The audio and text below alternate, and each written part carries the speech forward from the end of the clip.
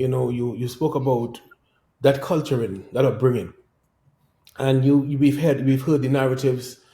Everybody speaks about the home. The home is where everything begins. It is undeniable that the values and behaviors instilled in young minds at home play a critical role in shaping society. However, how can we expect individuals who come from broken, dysfunctional, or traumatic homes to become better nurturers and caregivers when they themselves have not been nurtured or cultured in a positive or meaningful way? What we are seeing is a continued cycle of decadence and degeneration. Is it even possible to break this cycle, which appears to be generational? It is, and sometimes I believe in breadcrumbs. I believe there is as much value in a breadcrumb than as in the loaf. And because of that, I breadcrumbs would be me doing my part. Because sometimes you feel so discouraged looking at all of the stuff that's going on. I think those of us, we need to talk about parenting and give parents better tools, because I grew up in Trinidad and Tobago. All of this, if you did something wrong, all of this talk and timeout, that was non-existent. You got a good old beating, and I hear my mom talked about the times where you got a beating. Like if you did something, the neighbors could beat you, the teachers could beat you, and all of that. But now I look at it and I'm saying, do I want to do that to my children? Audacious rebel.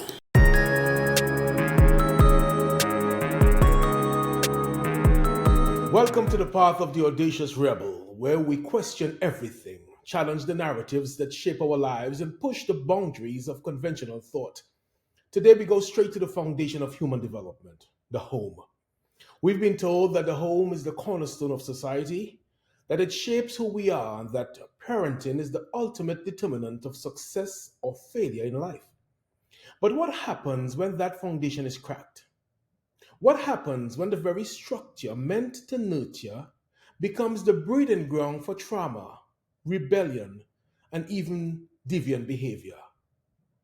To help us navigate this complex and often uncomfortable truth, I'm honored to welcome a woman whose work cuts straight to the heart of these issues.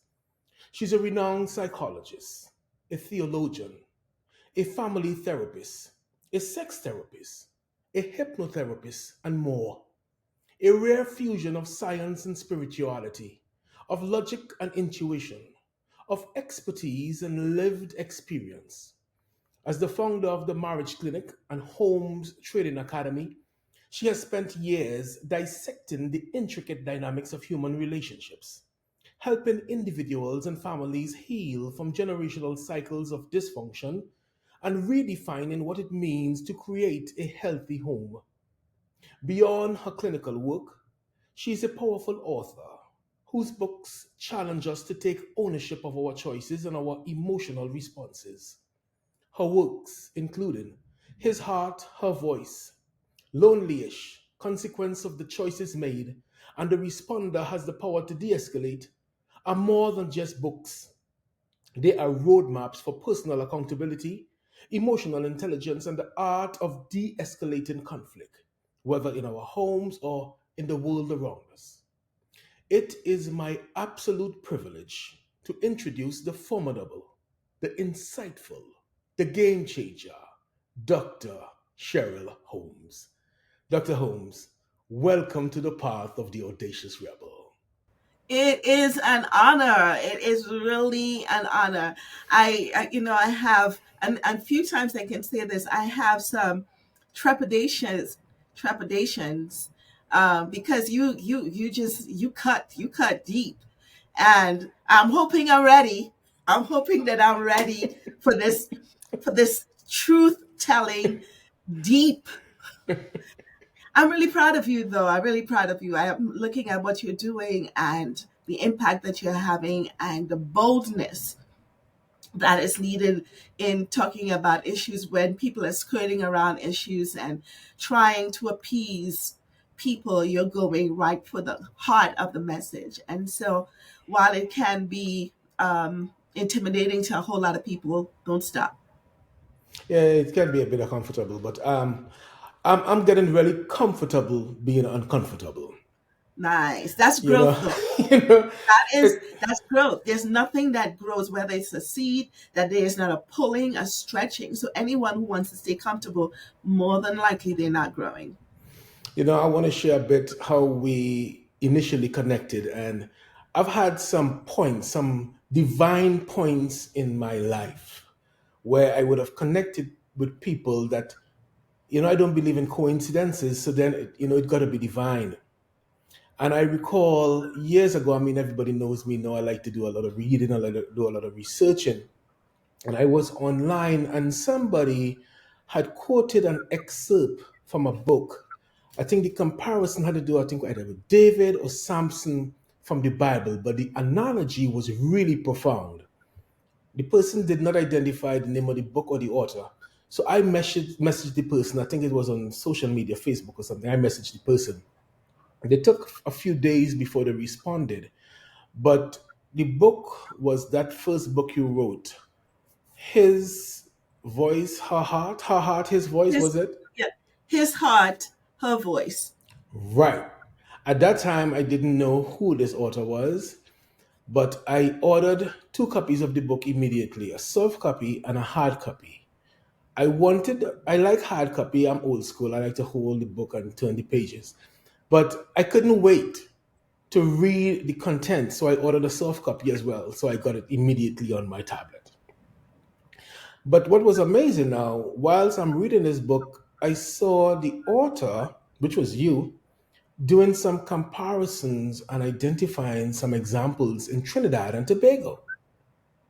And I was, why is this author using Trinidad and Tobago as her examples? Only to realize that the author was originally from Trinidad, right? Trinity to the bone. And that's when I messaged you, and only to find out you was coming to the country, Trinidad, the next week. Wow. And I mean, that was a connection from then till now, and here we are now. Yes. How much? About 15 degrees down the road. Here we are now. Mm-hmm. Uh-huh. So, Dr. Holmes, you have spent countless hours, years of discipline and diligent study, and a whole lot of money to attain the knowledge and understanding that you have where human behavior, family dynamics, and relationships are concerned. What was the variables or the motivating factors that directed you along this path of study? And I think, like you, there is a curiosity. There is a need to know the why. I think one of the things that we do now, even now, a lot of people, they're dealing with addiction, they're dealing with anything, people want to change behavior. And what I've found is, as much whether it is with alcohol, drugs, sexual promiscuity, anything you want to change, that changing behavior is not sustainable. So there had to be something that was pushing the behavior that we can tweak, that would give a more permanent or sustainable change. And Mm, I realize it is the mind. The mind is the driving force behind everything we do. The way we think, and it comes back, to as a man thinks, so is he. We say that phrase and we don't understand that we tap into our creative power when we think.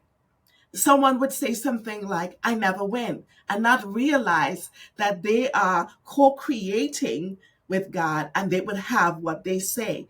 So I began to look at this and realizing that we're on the surface, we're staying on the surface and we're trying to change behavior. And I wanted to see how we can not just change behavior, but in a short term, but long term. In doing that, I realized the power of the mind and the power to be able to become, understanding as well that when Adam was created, God put every single thing that we're experiencing now, the chat GPT, the computer, all of that is in there. So when it comes, so my processing is and I know this is going to sound crazy, a quest to be image and likeness of God and be able to look inside of the situation and not do the surface. For example, relationship. If you go to a therapist, they say, fix your communication, fix your conflict resolution. Hmm. Again, fix behavior. Not, where did I get this way of thinking? There are things that, I just, before I came into the office, I decided that I'm doing big sweet potatoes. And the way that my parents, I was doing it and I'm realizing, like, what's the benefit of what I do? So what I do is I put the potatoes in what's that thing? Bounty, paper towels. I wet Hmm. the paper towels and then I put it into foil and I wrap it in the foil and then I put it in the oven. And for the life of me, I can't tell you the benefits of it, but what I can tell you is that I learned that from my parents. This is what Right. I've seen. Right. So I got into this thing to do what I did this morning and to be able to say why. Why am I how I am? Why Hmm. do I have the proclivities that I have? Why do I speak the way that I speak? Why do I do what I do? And that has taken me to a journey of reading. I read crazy, probably about two or three books a week. I'm not reading three at a time. I know that's one is in the car, one is an audio book in the car. So traffic is not wasted while I'm in traffic. Right. The ebook that I can take anywhere, and the other book, just like you, that I can have my pen, my highlighter. So the journey had begun with curiosity, and I'm still on that journey to really find out whatever comes up, the why it is happening.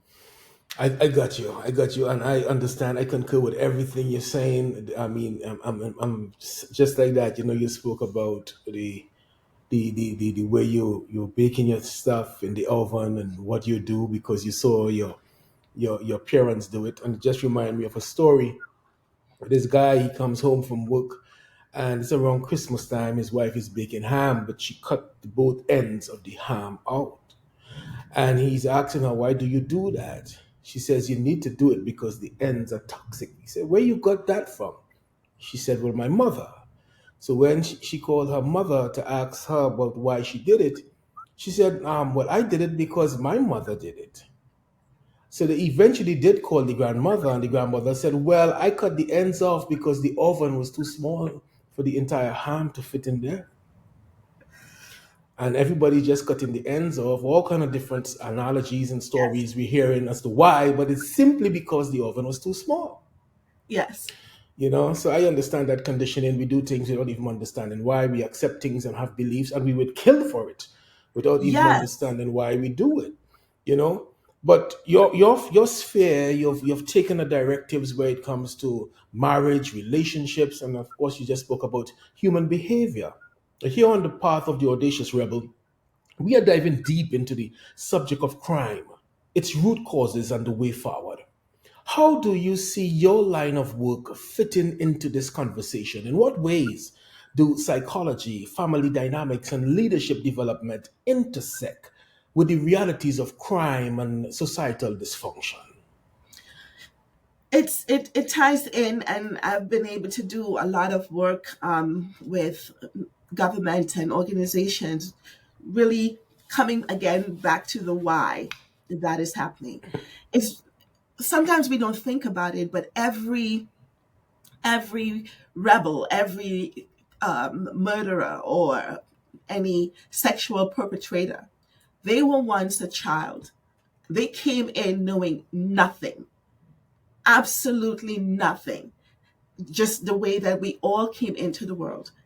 And so if the end of this person is at this place, psychology would help you to come all the way back, because something happened between birth and whenever they began to do whatever they're doing. And those things is based on stuff, that places that they've been exposed to, because again, this is a blank canvas. And while we can look at it from the negative standpoint, there's also the positive. You can have a 5-year-old genius who plays every instrument at Hmm. 5, right? Similarly, you can have someone at 5 who's stealing, probably in and out of negative situations again. So if we go back, we have to think about what has happened from birth to whatever age they started to be deviant, and who were the influencers during that time. If it's positive, we normally looked. I just saw. I think this child was like 7, and he was playing drums for one of these big orchestras. But when you go back, his father plays, his grandfather plays, and so he becomes the product of the environment that he is in. Right. He becomes the product of the parenting that he has. And so when we look at it, we applaud the positive, and we would do the due diligence to find the connections.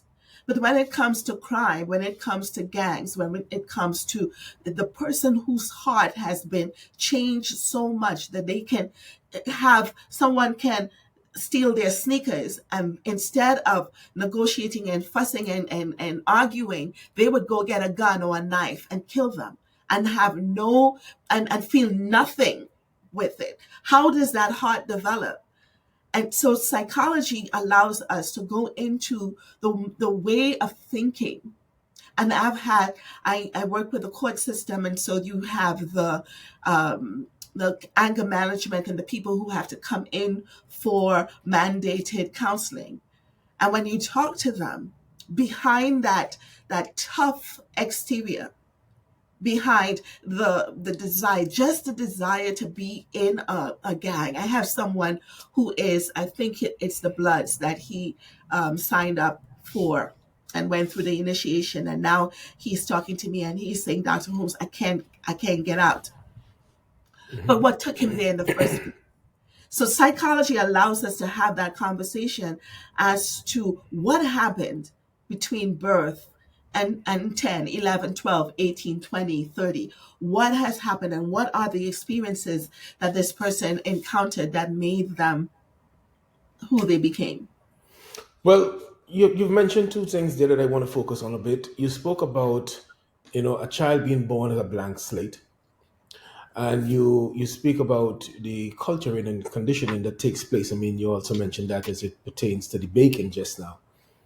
Um, are you saying that everything that we are occurs within that birth period to where we are now in terms of shaping and culturing?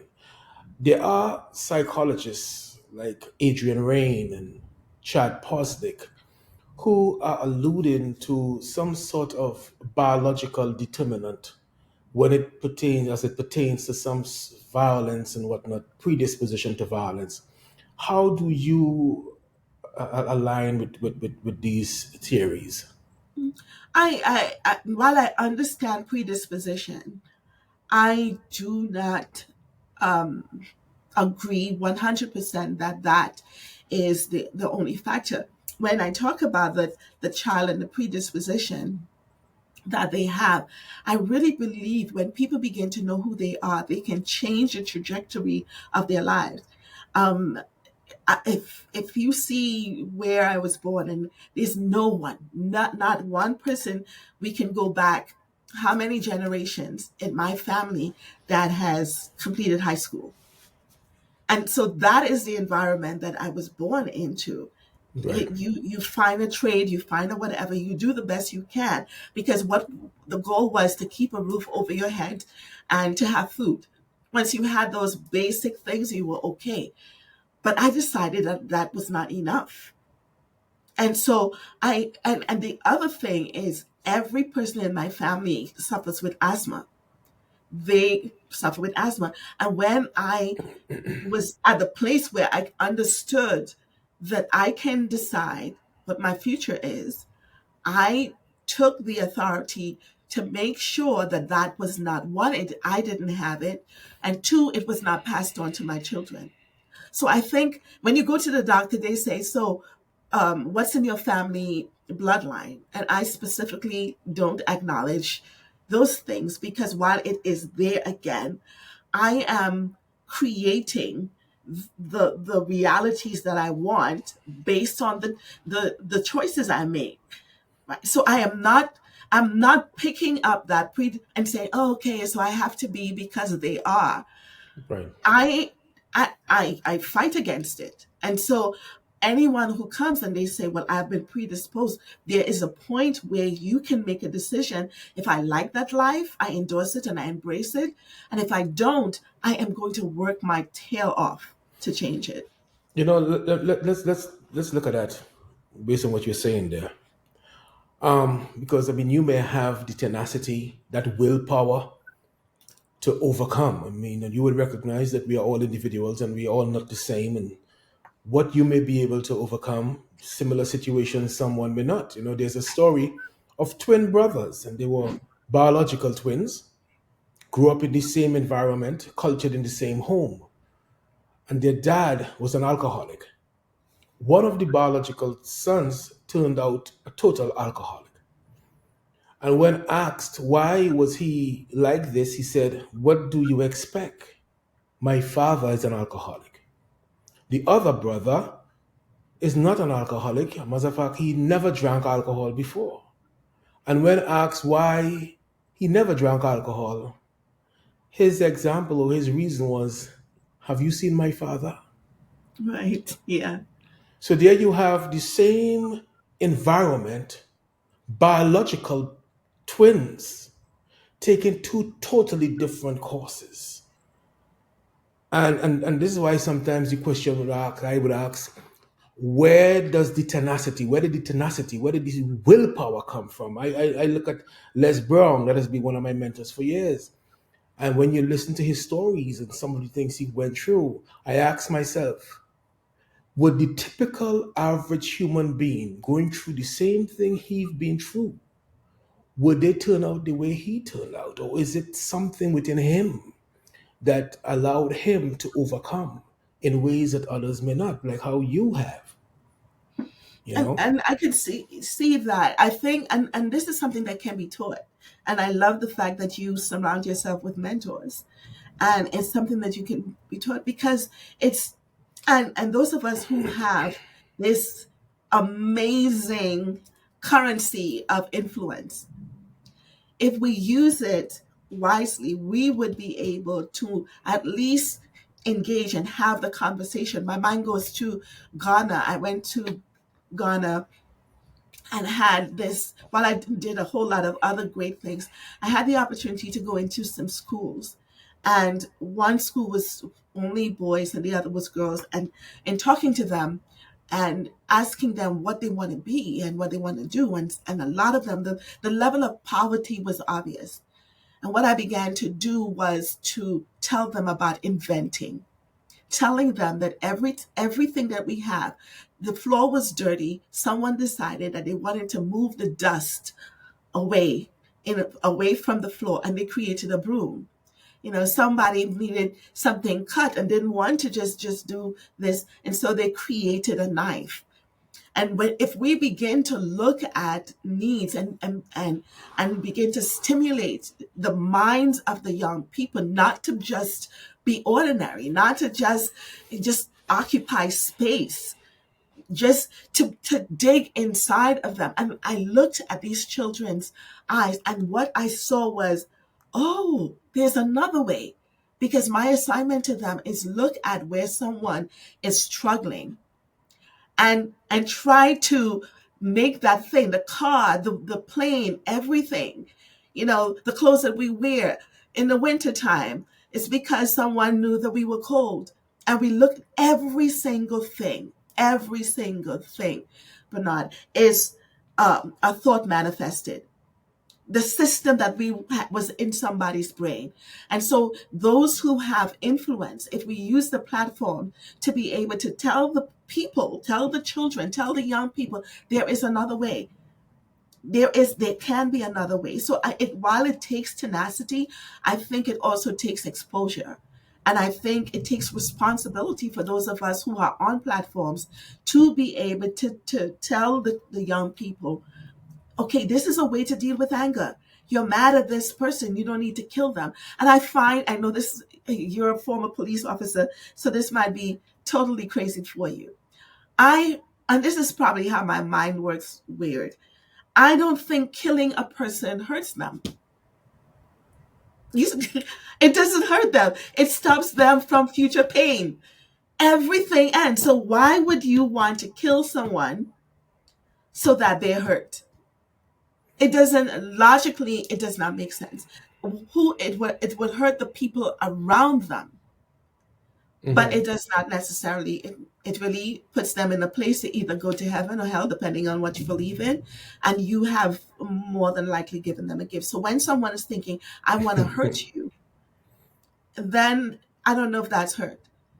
But I it's understand. a system. It's when I'm working with these people who are um, anger management, they're the court mandated people, and we do group work. We sit and there was one particular guy was just like, "You don't talk to me, I don't talk to you," because with all the profanity and everything else. And what I said to him, I see that you're hurting. And what no one has ever given you is a tool to work with the pain that you're feeling. And if you let me, I'm going to give you a tool. Because the anger that you're feeling happens when you're alone, it happens inside of you. The only way that we know that you're angry is based on what you do. If we can catch the anger before it comes outside, then you're going to be happier. The world is going to be happier. And it took a couple weeks to get him to that place. But right now, whenever something comes up, he says, "Hey, Dr. Holmes, do you have a tool?" So that young man, we are judging him based on the actions and even the court system, the legal system. But nobody is saying how to stop. Right. Everybody is saying, stop. Don't come back into jail. Don't continue to do drugs. Don't do that. But the piece that's missing is, how do I do that?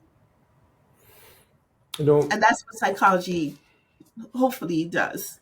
let's track back a bit. You spoke about that culturing, that upbringing, and we've heard the narratives. Everybody speaks about the home. The home is where everything begins. It is undeniable that the values and behaviors instilled in young minds at home play a critical role in shaping society. However, how can we expect individuals who come from broken, dysfunctional, or traumatic homes to become better nurturers and caregivers when they themselves have not been nurtured or cultured in a positive or meaningful way? What we are seeing is a continued cycle of decadence and degeneration. Is it even possible to break this cycle, which appears to be generational? It is, and sometimes I I I believe in breadcrumbs. I believe there is as much value in a breadcrumb than as in the loaf, and because of that, I I would do breadcrumbs would be me doing my part, because sometimes you feel so discouraged looking at all of the stuff that's going on. I think those of us, we need to talk about parenting and give parents better tools, because I grew up in Trinidad and Tobago. All of this, if you did something wrong, all of this talk and timeout, that was non-existent. You got a good old beating, and I hear my mom talks about the times where you got a beating. Like if you did something, the neighbors could beat you, the teachers could beat you, and all of that. But now I look at it and I'm saying, do I want to do that to my children? I understand the why of it, But now in realizing, like people would, for a child who is acting out and doing all that, people would put them into boxing and karate, or give them. So what you're doing is moving it from one place and saying, hey, it's okay to have that kind of energy and the anger, and when you have it, it is okay to be physical with it. Anger is a secondary response. Anger is never ever the first response. And so we say that anger happens first because it happens quickly. But anger, the first response may be embarrassment. It might be frustration. It might be disappointment. So being able to teach parents to identify what happened first to cause this to happen, this anger. And I'm saying that for us to be able to break the cycle, we need to pause and empower parents, empower people, the children, with how to manage anger. The Bible even says, be angry and sin not. Anger is not a problem. It's the way that we choose to manifest it. And I'm going right back to, we need to train. You can't complain unless you train. Dr. Holmes, I'm hearing you. I'm not trying to be cynical, but I just try to deal with reality and identify solutions. We're both from Trinidad and Tobago. And Hmm. as you identify, yes, I've been a cop for over 25 years, and I've been in every nook and cranny where Trinidad and Tobago is concerned, from the upper echelons right down to the ghetto. Hmm. And when you look at some communities, and this is not just in Trinidad, this is all over the world. When right here in Atlanta, in Georgia, there are the communities that's really deprived. We have children making children. These parents who are children lack the understanding for even themselves. What advice do you think they are open to even receive? And they're making children. And so the cycle continues. How do you intersect what we're seeing here? It's beautiful to be all theoretical and we could spit all Hmm. the wonderful concepts and theories that needs to be done. But let's get practical. What can we do to shift the trajectory and to make a difference in the generation that come in? I think one of the places that can empower, and I think possibly every country has this. Most, some of, yeah, I can say most of the people who are in those communities, they're also financially not in a place that they should be. Correct? And a lot of them depend on social services, however you put that in whatever country they. So that puts social services in a really powerful place of having the opportunity to influence. The strange thing, and I've seen this in quite a few places, the people who are working in social services, they're some of the nastiest, meanest people ever. So so they it's the application piece has to be, and this is why I'm saying it breadcrumbs. Why we cannot cause infect the entire bad system. We can start in small places. So social services has the ability to help them financially. If social services can also add a component in there of training, of mentoring, of people like you volunteering or being paid to be able to to work with these people, because children making children, it's the lack of what's that thing? Oh my gosh, it slips my mind. Birth control. It's not so. So it's not. It's teaching them now, because a lot of times they want to have sex, they don't want to have a child, right? It's not. So the pregnancy is not the issue there. but it's teaching, having those basic things. Going in social services usually, or the child care services usually go into the homes in crisis. We are crisis driven, but not preventative. We're not going in there before and saying, hey, if we're helping you, let's come into the home and see what are the problems and the struggles you have. Can you read? Can Because we have people in 2025 who cannot read in this, first world environment, if that's what we want to call it. So while we want a huge impact, we have to be able to take those baby steps and go into those systems. I can think about places in Trinidad that it, people would say that it's gone, it's never going to happen. But I am, and call me, someone who is a total optimist. I think family by family, it can happen. You're still going to be able to see the crime happening and everything else. But what if we save one family or two families, right? What if the school system, the church system, instead of hooping and hollering and going over, I'm advocating for changing the curriculum for Sunday school and give people life skills and Bible study. I mean, I, I'm a theologian. I studied, I went to seminary, but sometimes I go into the churches, it's the same thing. Tomorrow is going to happen. Somebody's going to preach on Genesis. Somebody's going to preach on Revelation and whatever else. But how do I take that Sunday good feeling and put it into Monday through Friday to be able to get a good job, to be able? So the village has to be activated to be helpful. The village, all of us need to stop all our pump and pageantry and dotting I's and crossing T's and roll up our sleeve and get into the community and do the work. That's the only, nobody's going to be applauding. There's no Facebook cameras and whatever else, but we need to be able to do that. Would be the application I suggest.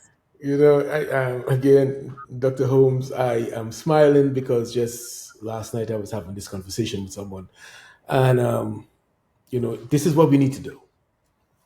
Yes, this is what we need to do, and the conversation I was having, I mentioned forgiveness and love. So we have a tendency of saying you need to forgive, and then immediately, like they expect the person to say, "Okay, but I forgive." Oh, you need to love. Oh, I need to love. Okay, well, I am loving. Does it work like that? It's People are possible. aware what we are speaking. People are aware. There are people who can regurgitate what we are speaking, and sometimes even more profound than we are.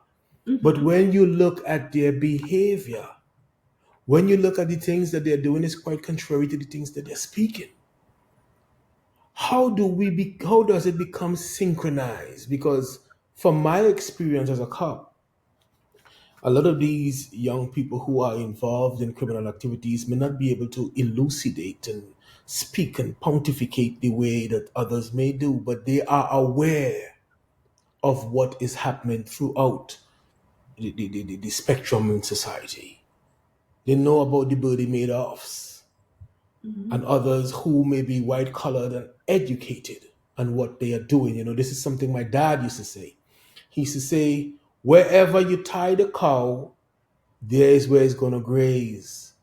And though the focus is on the criminal minds in terms of gangs and violence, there are crimes being taken place by those who are very well educated and very well cultured as well. So how do we address? How do we make the thing in alignment? Not the things just what is being said, but what needs to be done. This is my thing. You know, Yeah, it's the doing, and like I said, with when we have those 10 people court mandated and you walk them through a 10-week process and work, initially they don't want to do it. This is just somebody else telling them what to do, when to do. But being able to show the value. I remember teaching people. This guy said, I don't need to read, I don't need to write, I don't need anything like that because I'm a rapper.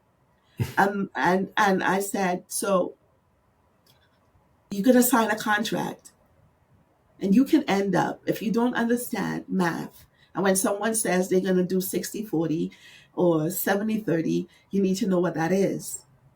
And beginning to speak the language of the group now, while that did not change anything, and that's, that's impact. All of us, we like taking a cup of water to the ocean.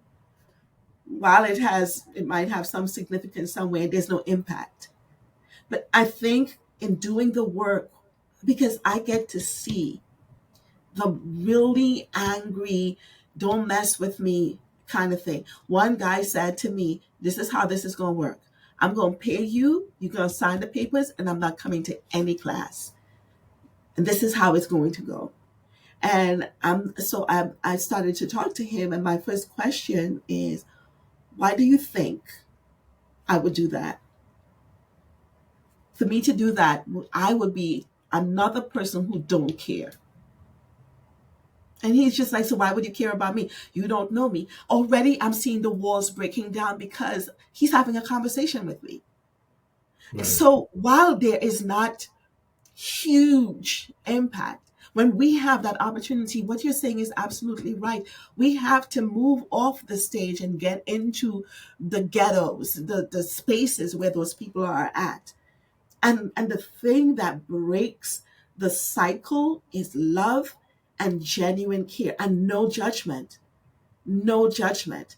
And that's something being honest with you, that I had to learn, because I grew up in a system that this was hell and this was, I have pastors and leaders who will come and talk to me about, all the stuff that they're doing. And they say a little bit of it, and they look at my face, so they're looking for some kind of judgment. And in my session, if you're a pastor or a leader, I'm not talking about the Bible, because you know that. And I say this respectfully. Respectfully, those words are not strong enough to enact change. I could read the Bible over and over and over again and get up and kill somebody. Yes. But so that's not it. It's not my praying and my spirituality. It's understanding God's heart for human life and human being, and joining God in loving people. And change comes out of love. Change comes out of love.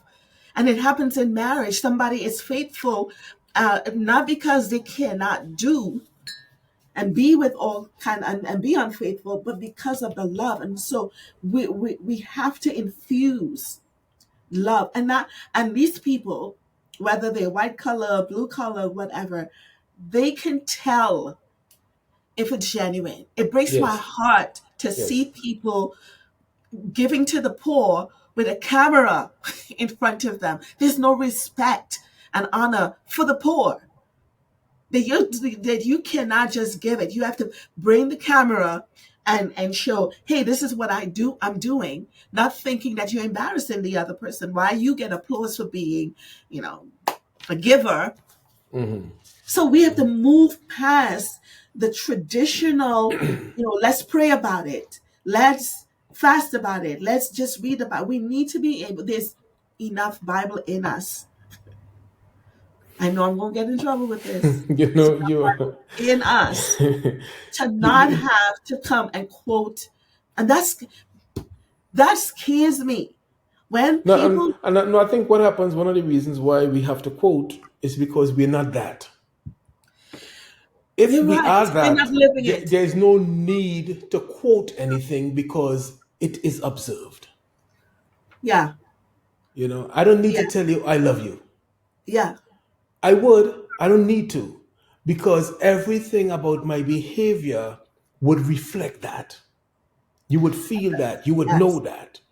So You I have to think, be doing it before you say it. Because yeah, when you say it, it's the endorsement of what the person is experiencing. They don't have to yeah, question and say, you love me? yeah. When you do say it, they would either say, hey, I know that, oh, I love you too, but there's no Yes. questioning. And so this, we're in a space and it feels daunting because it, the negative is just so big. Mm. But I would encourage people to, like you're saying, act it out, get those opportunities. I got, and sometime last 2 years ago, I wanted to do something. I saw people struggling, and why there are people struggling in the U.S. I wanted to do something, and what I said, I'm going to send some money to Africa. And what I felt, and I don't say this regularly, what I felt God said to me is, don't. Your money is easy to give. Give your time. And so I cut off everything for the month of September, and I went, paid my own way, and went and served. So money and talk is very, very cheap. The commodity that really says love is time. Being able to give these people some time and listen. You And know, those of us who have that opportunity need to take it. I concur with that 100%. You spoke earlier about your upbringing in Trinidad, and you know how if you did anything wrong, not only would you get a beating, but the neighbor, the community could beat you. The village came out. Right? And that reflects to be on parenting styles and the impact of the scripture that they always quote, sparing the rod and spoiling the child. Yeah. Can you identify in terms of parenting styles, can this style of parenting impact a child's likelihood of engaging in criminal activities later in life? Yes. Yeah. Um, Somehow, whether we say it out loud, there's a belief system of say as I do as Do as I I say, not say. as I do. Not as I Yes, do. do as I say and not as I do. Yes. And again, I know I sound like a broken record, but I get the parents who teach you to be a parent. You had sex, you got pregnant. Here comes this child with all of these needs and everything else. And I really believe, and I'm saying this because I believe it. I work with children, and I get to sit and hear the mind. Here's a great example, and I know because of your level of intelligence, you're going to get this, and maybe it will clarify it. A child, when they're born, Hmm. is the subconscious mind externalized. Okay. It's the subconscious mind externalized. Yes. So, and you guys who are listening got to let that settle a little bit. So, if you know the subconscious is just pulling Hmm. information everywhere. Yes.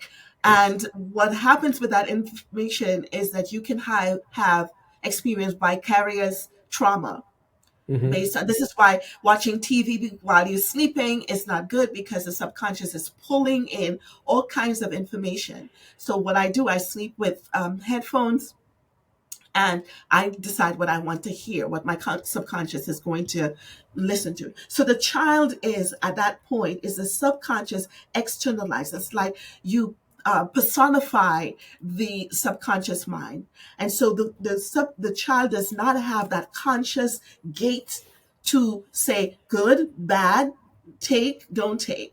It's just grabbing all the information, and what this subconscious would do, it feeds you a response based on all of the things that it gathered. So someone yells at me, the subconscious has picked up from the parents, from the TV, and everything. This is how you respond. Just like as those of us who have understood this have reprogrammed the subconscious mind and Hmm. really put different gateways in there. That is what parenting is supposed to do. at any given point in time when the behavior, some of the bad deviant behaviors, they show up really early. Like you see a child in Walmart, 2, 3, or whatever, who wants a piece of candy, throw themselves on the ground, and you know what the parent does? The parent will buy the candy. Why? Because they want the child to stop the bad behavior. What does the child learn? When I want something, I behave bad, and when I behave bad and I scream loud, I get what I want. So the parenting, when the parents understand, when someone understands, oh, I just gave birth to a child and this child is going to be learning. If that just that little piece of information is shared, then depending on their background and everything else, they can decide what they expose their child to. Now, if they have not had this done, they're going to, you hear the children cussing. I mean, you could not even say whatever it, I saw my mom slap my, how old was she, there close to 50-year-old sister.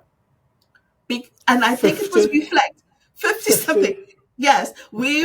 mom was washing dishes, and my sister said something. I don't remember what we were talking about, but I remember the rest of us were standing right there, and mom just like with soap in her hand, pop in her mouth, because as far as mom is concerned, and I think when she thought about it, she figured I shouldn't have done that or whatever else.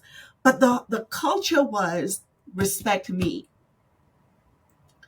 respect me, and the boundary. These are what you say. This is what you say in front of me. This is how you behave in front of me. The whole idea of bringing someone to meet your parents. You didn't bring someone to meet your parents who you didn't think they would endorse. So that whole parenting piece is based on what the parent gives the child. And if the parent doesn't have it, we have to find a way to get that information to the parent so that they understand. People who are looking for ministries, a pregnant woman, women who are pregnant, having time with them and being able to show them the power they have to either create a killer or a professor. If while they're pregnant, it's not about the baby shower, it's not about all of that. But what you're holding in your hand is either someone's nightmare or someone's dream come true. I concur. Based on what you said, what type of policies or societal changes do you believe are necessary to strengthen family units and reduce the impact of domestic instability on crime rates? I think we need to take seriously parenting. And while we want the children to be proficient academically, the kindergartens and the daycares and the elementary school and, oh my gosh, the middle school before they get to high school need to interject some socializing system, some a curriculum that helps them to be a better human being. What we look at, we want them to be smart. That's the entire education system. But not teaching you how to be a man, how to be a woman, how to be a girlfriend, how to be a parent, how to make wise choices and the consequences of it. That prison is not, the only place.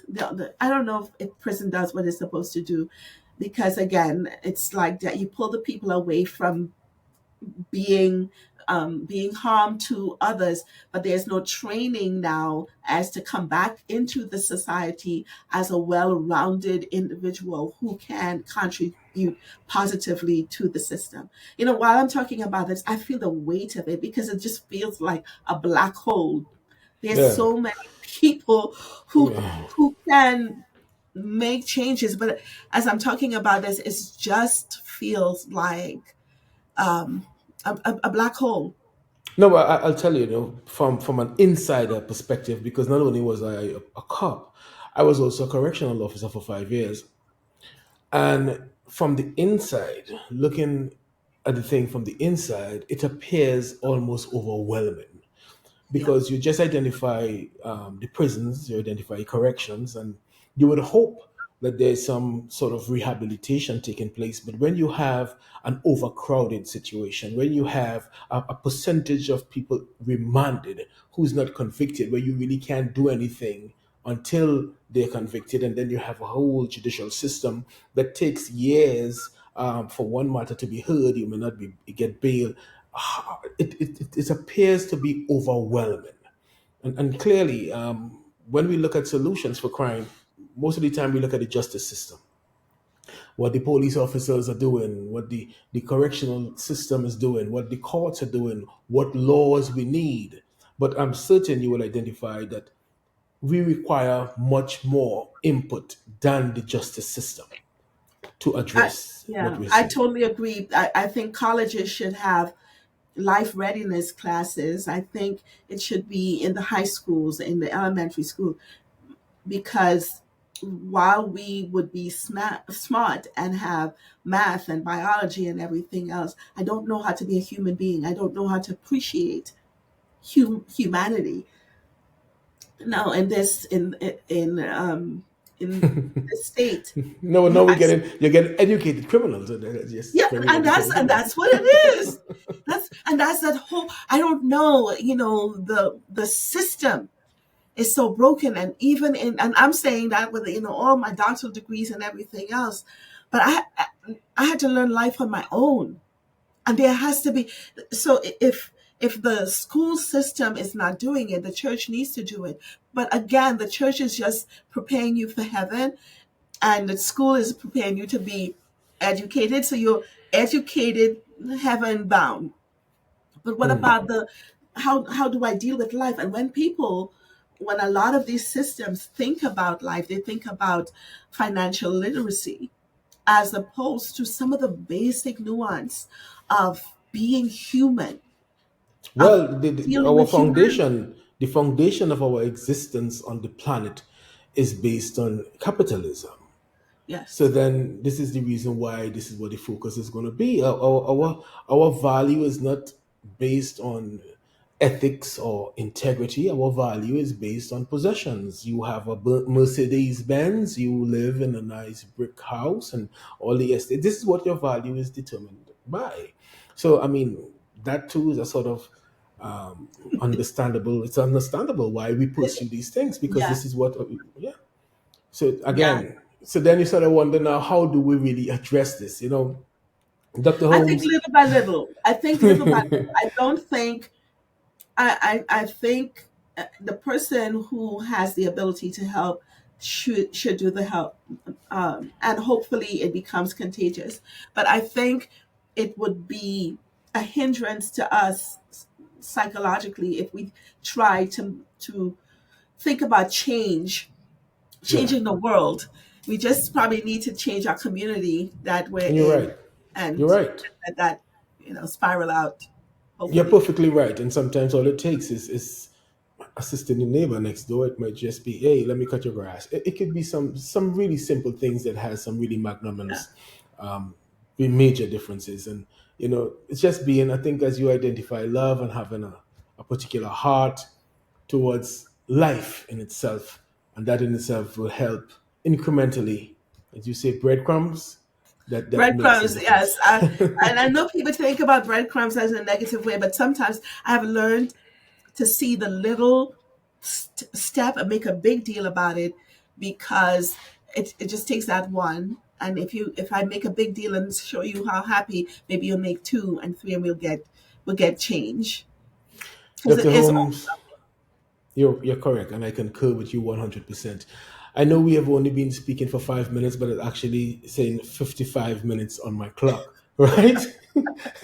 This has been an absolutely profound and enlightening conversation. Dr. Holmes, your insight on family, relationships, psychology, and the very fabric of society have been nothing short of transformative.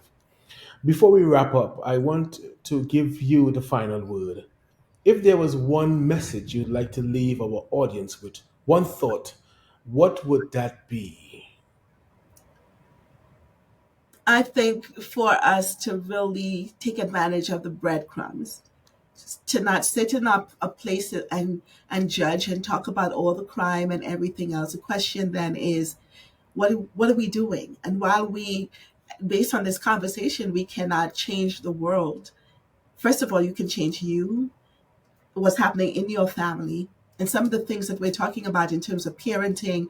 um, Look differently at the pregnant woman and give her hope, because what she's carrying is either a prince, or what's the opposite of a prince? The opposite of a prince. So I would encourage people to continue this discussion, and rather than sit on our lofty place and say what is not happening, we should be able to look at our hands and see them dirty because we have gotten involved and we've become part of the solution. I hear you. You know, you said you may not be able to change the world, but definitely we can change our world, That's our good. That's sphere right. of That's really existence. good. You know, so Dr. Holmes, this has been a conversation that I believe would sit with our audience long after today. For those who want to dive deeper into your work, connect with you, or seek guidance, where can they find you? Well, you can find me on all the social media platforms. Most of them would, once you, on Facebook, it's Cheryl Holmes, Cheryl A. Holmes. I'm on TikTok at Dr. C. Holmes, all the platforms. And you can also um, get some of my books on Amazon, quite a few of them there, and we have some that's coming out that will be really, really good, that talks about leadership and politics and some of those other things, just to kind of shake up the people who think that I only do marriage and family. We have that there. So you can contact me on social media, all platforms. Wonderful. Wonderful. And of course, I'll post your link in the description below this video so people can click on you and go directly to where you are. To everyone tune in, if you found value in this conversation, if it challenged your thinking, opened your eyes, or even made you a little uncomfortable in the best way possible, this is what we do here on the path of the audacious rebel. And I need you to be part of this movement. So make sure to subscribe to the channel on YouTube and Spotify so you never miss an episode. Hit that like button, leave a comment, and share this with someone who needs to hear it. Turn on your notifications because the conversations we are having here are shaping the future.